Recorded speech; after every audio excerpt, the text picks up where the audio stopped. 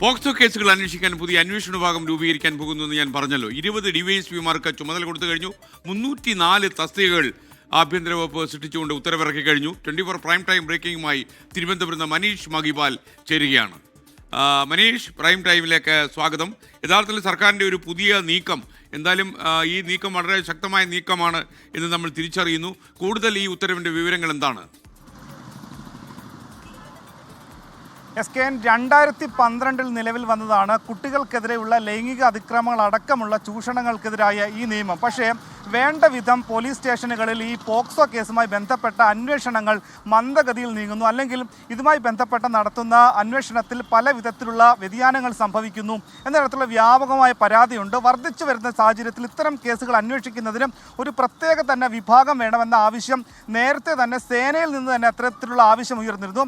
നേരത്തെ മന്ത്രിസഭാ യോഗം കഴിഞ്ഞ ഫെബ്രുവരി മാസത്തിലാണ് ഇത് സംബന്ധിച്ച ഒരു അംഗീകാരം നൽകിയത്. അങ്ങനെ നിയമസാധുത പരിശോധിച്ചപ്പോഴാണ് 2019 സുപ്രീം കോടതിയുടെ ഒരു ഉത്തരവ് പ്രകാരം 304 തസ്തികകൾ സൃഷ്ടിക്കാം, ഇതിൽ പ്രകാരം പുനർനാമകരണം ചെയ്യാം. അതായത് ഡിവൈഎസ്പിമാർ നിലവിലുള്ള 14 നാർക്കോട്ടിക് സെൽ ഡിവൈഎസ്പിമാർക്ക് പുനർനാമകരണം ചെയ്തുകൊണ്ട് ജെൻഡർ ജസ്റ്റിസ് ഡിവൈഎസ്പിമാർ എന്ന പദവി കൊടുക്കുകയാണ്. അവർക്ക് അതിൻ്റെ ചുമതല, അധിക ചുമതല കൊടുക്കുകയും ഒപ്പം തന്നെ ഈ 14 പോലീസ് ജില്ലകളെ കൂടാതെ 4 പോലീസ് ജില്ലകളിൽ 4 ഡിവൈഎസ്പിമാർക്ക് അവർ ജെൻഡർ ജസ്റ്റിസ് ഡിവൈഎസ്പിമാർ അല്ലെങ്കിൽ പോക്സോ മാത്രം നോക്കുന്ന ഡിവൈഎസ്പിമാർ എന്ന പേരിൽ ഇനി അറിയപ്പെടും.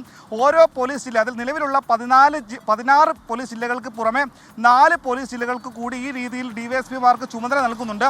304 തസ്തിക സൃഷ്ടിക്കുമ്പോൾ 20 പോലീസ് സ്റ്റേഷനുകളിലും SIമാർക്കായിരിക്കും ഇതിൻ്റെ ചുമതല എന്നുള്ള കാര്യമാണ് ഏറ്റവും പ്രധാനപ്പെട്ട കാര്യം. ഇതിൻ്റെ ആഭ്യന്തര വകുപ്പ് ഇത് സംബന്ധിച്ച് ഔദ്യോഗികമായി പുറത്തിറക്കിയ ഉത്തരവ് കൂടി പുറത്തു വന്നിട്ടുണ്ട്. ഇത് ഉടൻ തന്നെ പ്രാബല്യത്തിൽ വരും എന്നുള്ള കാര്യം ഉറപ്പ് തന്നെയാണ്. ഇതുമായി ബന്ധപ്പെട്ട നിരവധി പരാതി സർക്കാർ ലഭിച്ചിരുന്നു. 2012 ഈ പോക്സോ നിയമം വന്നതിന് ശേഷം ഒത്തിരി പേർ ഇതുമായി ബന്ധപ്പെട്ട് വ്യാജ പരാതികൾ നൽകുകയും സമൂഹത്തിൽ പല ആളുകളുടെയും വില കുറച്ച് കാണിക്കുന്ന തരത്തിൽ ഇതിനെ ദുരുപയോഗം ചെയ്ത സംഭവം ഉണ്ടായിട്ടുണ്ട്. അതുകൊണ്ട് തന്നെ നിലവിൽ പോലീസ് സ്റ്റേഷനുകളിൽ ഇതിനെ സംബന്ധിച്ചുള്ള പ്രാഥമിക അന്വേഷണം പോലും നടത്താനുള്ള സമയമില്ല. പോലീസിന് ഇതിനോടകം തന്നെ മറ്റ് ക്രമസമാധാന വിഷയങ്ങളും മറ്റ് നിയമ നടപടികൾക്കുമിടയിൽ ഇത്തരത്തിലുള്ള ഒരു പ്രത്യേക നിയമം കൈകാര്യം ചെയ്യാനുള്ള വലിയ സമയത്തിൻ്റെ സാങ്കേതികമായ പ്രശ്നമുണ്ട്.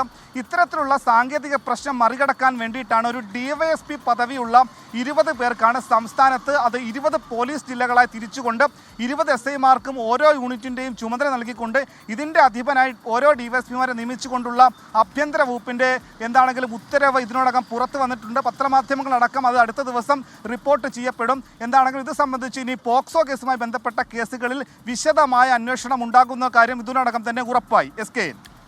ഓക്കെ, മനീഷ് മഹിപാലാണ് വിവരങ്ങൾ നൽകിയത്. എന്തായാലും പോക്സോ കേസുകളുടെ കാര്യത്തിൽ കൂടുതൽ കർക്കശമായ തീരുമാനങ്ങളും നിയന്ത്രണവും വരുമെന്ന കാര്യത്തിൽ സംശയമില്ല. 300-ലധികം പോലീസ് ഉദ്യോഗസ്ഥന്മാരെ സൃഷ്ടിക്കാൻ പോകുന്നു പോക്സോ കേസുകൾ കൈകാര്യം ചെയ്യാൻ വേണ്ടി മാത്രം.